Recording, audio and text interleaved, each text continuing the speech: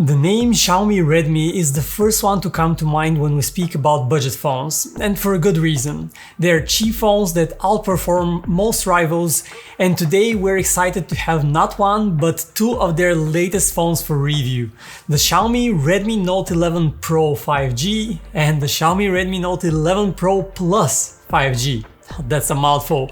Priced at about $350 or Euro, these two phones have flat sides, just like the iPhone 13 family, which makes them trendy, and they also look the part. The back of the Pro Plus is made of glass, while the front features Gorilla Glass 5 as well, which is nice to see. With 6.7-inch screen sizes, these are definitely big phones, make no mistake about it. And they also weigh more than 7 ounces and are not the thinnest phones out there. And actually, that's the one thing to keep in mind.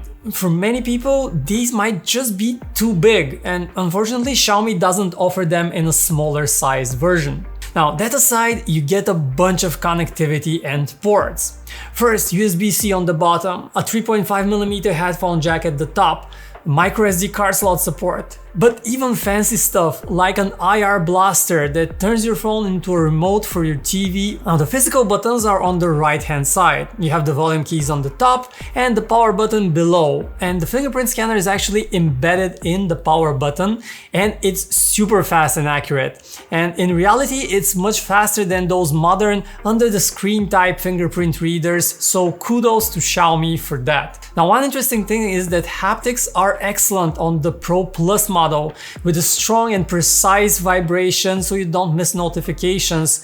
But interestingly, the non-Plus model has a totally different vibration motor, and haptics on it are quite poor, so keep that in mind. Under the hood you get some of the faster mid-range chips out there on both phones, but nothing quite extraordinary. The Redmi Note 11 Pro 5G has a Snapdragon chip inside it, while the 11 Pro Plus 5G model comes with a slightly faster MediaTek Dimensity 920 processor. In real life, they feel similarly zippy and stutter-free, and I didn't feel like I needed more power for just daily tasks. However, for gaming, there is a difference.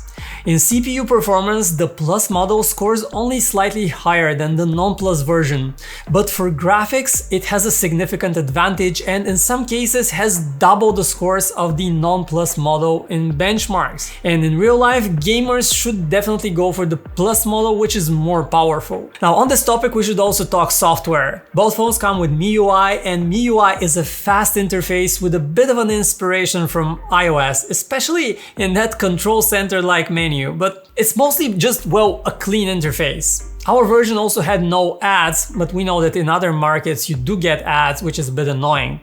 But our version did come with bloatware, and lots of it. Fortunately, we could easily just delete those pre-installed apps though, so not a big issue for us. But what we do have a problem with is the Android version on board on both phones.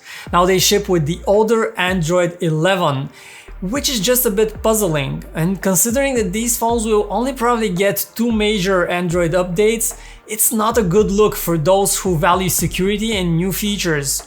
But we guess that's one compromise that Xiaomi chose to make to keep the price of these devices lower. Okay, let's talk cameras, because most people care about that. You've got a 108 megapixel main camera with an 8 megapixel ultra-wide shooter as well as a 2 megapixel macro camera on both phones for a total of 3 cameras. And 108 megapixel, that sounds super impressive. And photos during the day look mostly fine with pleasing and I would say balanced colors. Now, this is definitely not your typical Samsung phone that goes berserk with super saturated tonalities. It's a more toned down image. But we do notice some issues. We notice that the highlights tend to get blown a bit and images look a bit bleak for our taste. The bigger drop in quality comes with the ultra-wide camera that is not quite as detailed as the main one. However, the really big compromise with these phones has got to be video recording. The Redmi Note 11 Pro 5G model doesn't even support 4K video, meaning that you only get 1080p recording, and looking closer at the footage, you'll notice it crops in quite a lot and there are very abrupt changes in exposure as we move the camera around while recording video. Now, if you step up to the Pro Plus version, you do get 4K 30 video support, but with no proper video stabilization whatsoever, so footage looks incredibly shaky and almost unusable. And again, you might be better off switching to 1080p recording, as at least that is stabilized. And we also noticed that once you start video recording with the main camera, you cannot zoom out to the ultra-wide. You need to stop the recording, then switch to the ultra-wide camera and start all over again if you want to use that camera.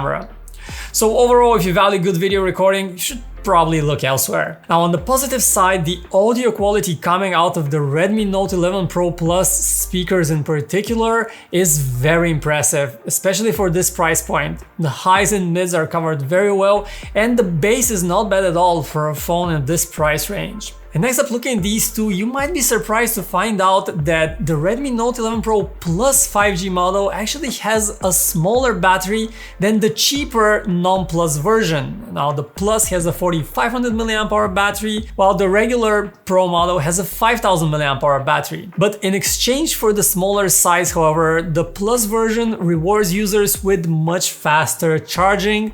And unlike the non-Plus Redmi model, which uses a standard battery, the Plus version features a dual cell battery, which allows it to handle much faster 120 watt charging speeds compared to a 67 watt charging speeds that you get on the non-Plus model. So on the Plus, this translates to a 0 to 100% charge in as little as, guess how long? Just 20 minutes. Every time I checked on this phone after a very quick coffee break, I was just genuinely surprised at how fast it had charged up. As for how long the battery lasted me on a full charge, let's just say that you can safely put this bad boy through its paces and not worry about it, and that's the case on both these phones. I could go through a full day of heavy use, and at the end of the day I didn't even have to worry about plugging it in, because in the morning I could just do that for 10 minutes and have hours of battery life recharged. So at the end of the day, we love the new Redmi Note 11 Pro series, but as good as they are not for everyone. If you value a great camera, the Samsung Galaxy A53 and the Google Pixel 5a offer a lot more in the camera department. And if you still want to keep that fast charging and just pure speed, the OnePlus Nord CE2 might be a better pick. But if you don't obsess over camera quality and don't care about having slightly older software and less software updates, and just really want to save some money, well, the Redmi series are a very good choice. They're both cheaper than most of the competition and have longer battery life. Plus, you can brag to your iPhone using friends that your phone charges fully in just 20 minutes, and it has a charger in the box. Also, yeah, definitely go with the Redmi Note 11 Pro Plus 5G model for the charging speeds, but also for the much better haptics. So this will do it for this video. Let me know if you're using the Xiaomi Redmi Note series and what you think about these latest editions, what you like and what you don't like about them. As always, thanks for watching, thumbs up if you loved the video, subs to see more from us. Our channel is PhoneArena, my name is Vic, and I'll catch you guys in the next one.